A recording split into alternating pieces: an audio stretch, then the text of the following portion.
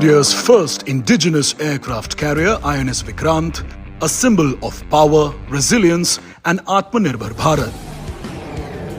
With 76% indigenous content, the ship is capable of operating a variety of fighter jets, including LCA Navy and MiG-29K and multi-role helicopters.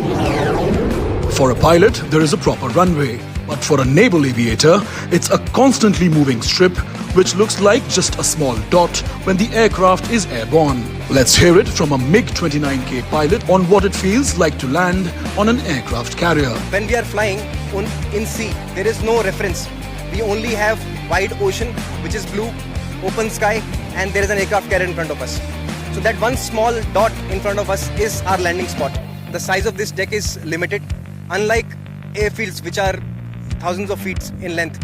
So for us to land on one deck, precision is required, so much precision required that the aircraft is touching down so that we are able to arrest those three wires and that hook is able to engage so that we can stop in this much distance. However, for deck, it's a continuously moving aircraft carrier. It's a no-brainer that landing during the night is a task in itself and the risk increases manifold on an aircraft carrier.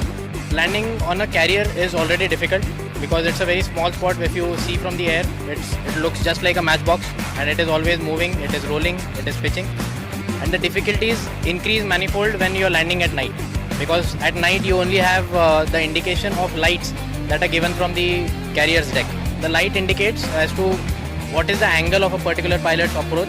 If the approach is steep or it is shallow, and the light corrections are offered to the pilot is expected to correct those immediately because there is not much time. The approach time to land on the deck is very small as the aircraft is approaching at a faster speed. And you also have a safety officer who sits on the deck continuously monitoring the aircraft, and he tells you if your approach is correct or not.